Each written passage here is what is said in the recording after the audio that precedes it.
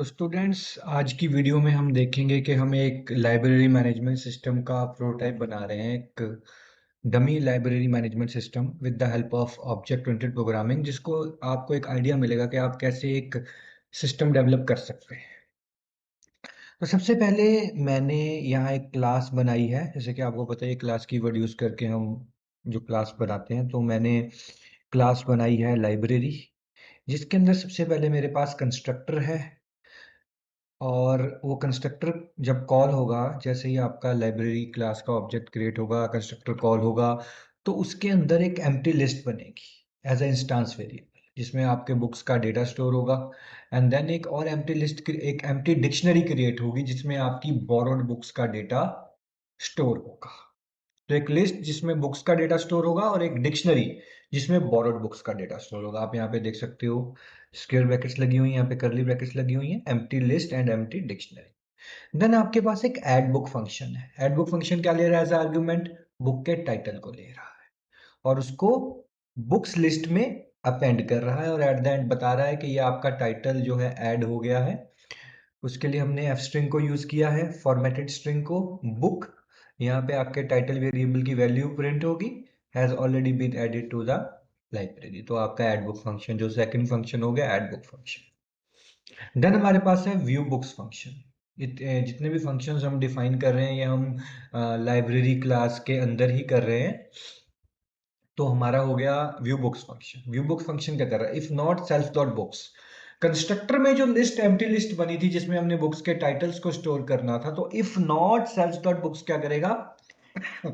ये true return करेगा अगर उसमें एक भी बुक ऐड नहीं हुई होगी। तो एक कंडीशन आपकी ट्रू हो जाएगी और हम क्या प्रिंट करेंगे? No books are available, currently available. अगर ये कंडीशन फॉल्स होती है, मींस अगर एक भी टाइटल उस लिस्ट में ऐड हो चुका है, तो हम क्या करेंगे? हम पहले प्रिंट करेंगे अवेलेबल बुक्स और उसके बाद हम फॉर लूप लगाएंगे उस लिस्ट के ऊपर जो हमने कंस्ट्रक्टर में क्रिएट की थी, जिसमें हम अपने बुक्स के टाइटल को स्टोर कर रहे हैं। ठीक है। एंड देन हम एक एक बुक को फेच करेंगे with the help of for loop और सभी बुक्स के टाइटल्स को हम प्रिंट करवा देंगे। तो हमारा व्यू बुक्स का जो लॉजिक, बिजनेस लॉजिक था, वो इंप्लीमेंट हो गया। अब हम आते हैं बोरो बुक पर। बोरो बुक क्या लेगा? बोरो बुक एज अ आर्गुमेंट लेगा एक बुक का टाइटल और दूसरा बोरोवर, बोरोवर का नेम। दो चीजें हम बोरो बुक फंक्शन को, जो मेथड है हमारी क्लास का, उसको पास करेंगे। If book in self dot books, जो बुक का टाइटल आपने पास किया है बोरो बुक फंक्शन को, अगर वो ये जो लिस्ट है जो आपने बनाई है बुक्स नाम की, इसमें अवेलेबल है, तो हम क्या करेंगे? Self dot books dot remove book, उस लिस्ट में से हम उस टाइटल को रिमूव कर देंगे। ये हमने एक बिजनेस लॉजिक लगाया कि अगर हमने उसमें से रिमूव कर दिया, इट मींस वो बुक अभी बोरो कर ली गई है। तो उसका डेटा हम कहाँ स्टोर करेंगे? ये जो डिक्शनरी हमने बनाई थी उसमें, उसमें एज अ की वैल्यू पेयर। जो की, जो आपका की होगा वो होगा बुक का टाइटल, और उसकी वैल्यू होगी बोरोअर का नेम, जो हम पास करेंगे इस बोरो बुक फंक्शन को। ठीक है। तो सेल्फ डॉट बोरोड बुक मतलब वो डिक्शनरी जो हमने बनाई थी उसकी, उसमें हम की ऐड कर रहे हैं बुक का टाइटल, एंड बोरोअर के नेम को हम एज अ नेम ऐड कर रहे हैं। तो हमारे पास वहां पे की वैल्यू पेयर ऐड हो गया। ठीक है। अब यहां पे हम क्या कर रहे हैं? That this book has been borrowed by the borrower. ठीक है। तो यहाँ पे आपके बोरोवर का नेम प्रिंट हो जाएगा और यहाँ पे आपकी बुक का टाइटल प्रिंट हो जाएगा। और अगर वो बुक वहां नहीं होती, मीन्स के या तो वो ऐड नहीं हुई या किसी ने उसको बोरो कर लिया है, तो आपका एल्स में हम कर देंगे sorry this book is either unavailable और ऑलरेडी बॉट। ठीक है। देन हमारे पास है रिटर्न बुक फंक्शन। अब रिटर्न बुक फंक्शन का लॉजिक हम किस तरह लगाएंगे कि हम क्या करेंगे कि हमारी बोरोड बुक वाली जो डिक्शनरी है उसमें उस बुक की इंफॉर्मेशन स्टोर होगी। हमने क्या करना है? वहां से उस की वैल्यू पेयर को डिलीट कर देना है और दोबारा उस टाइटल को हमने अपनी बुक्स वाली जो लिस्ट है उसमें स्टोर कर देना, कि इट मींस वो रिटर्न हो चुकी है। ठीक है। So if book in self dot borrowed book, अब हमें पता है कि वो कीज के ऊपर वर्क करता है कि अगर बुक नाम की की आपकी बोरोड बुक डिक्शनरी में एग्जिस्ट करती है, तो हम क्या करेंगे? उसको अपनी बुक्स वाली लिस्ट में अपेंड कर देंगे। तो अपेंड कर देंगे इट मींस वो अब अवेलेबल है।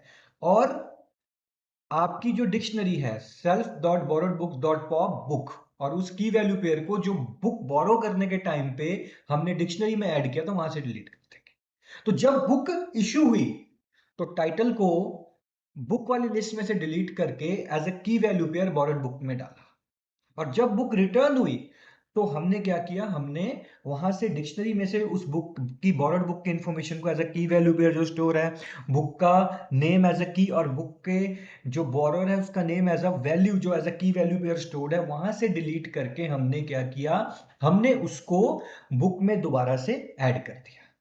That the book is now available with us. अब इसको स्टूडेंट्स हम कर कैसे, इंप्लीमेंट कैसे करें? यहाँ पे मैं वाइल लूप का हम अपनी नेक्स्ट एग्जांपल में इनफाइनाइट लूप में इसको इंप्लीमेंट करेंगे। यहाँ पे जस्ट मैंने क्या किया, लाइब्रेरी क्लास का ऑब्जेक्ट क्रिएट किया, ऑब्जेक्ट क्रिएट किया, क्रिएटेड ऑब्जेक्ट से ऐड बुक फंक्शन को कॉल किया। अब बुक वाली जो लिस्ट जो कंस्ट्रक्टर में बनी थी उसमें Python basics as a title add हो गया। उसके बाद मैंने दूसरा टाइटल ऐड किया, डेटा स्ट्रक्चर्स एंड एल्गोरिथम्स। जो मैंने सेकंड बुक ऐड की उसमें data structures and algorithm title add हो गया। फिर मैंने व्यू बुक्स फंक्शन को कॉल किया, आपको पता है वो चेक करेगा कि आपकी जो बुक है, बुक टाइटल है, वो बुक डिक्शनरी में अवेलेबल है या नहीं। अगर है, नहीं है तो प्रिंट कर देगा बुक नॉट अवेलेबल। ठीक है, कि आपकी जो व्यू बुक है वो एम्प्टी तो नहीं, अगर एम्प्टी होगी तो कह देगा नो बुक अवेलेबल, अदरवाइज उसको फॉर लूप से ट्रिवर्स कर, ऑलरेडी हम देख चुके हैं। इसी तरह हमने बोरो बुक मेथड कॉल किया, पाइथन बेसिक्स एलियास नाम का जो की वैल्यू पेयर है आपका ऐड हो जाएगा डिक्शनरी में। देन व्यू बुक्स करके देखा कि वो हुआ है या नहीं हुआ है।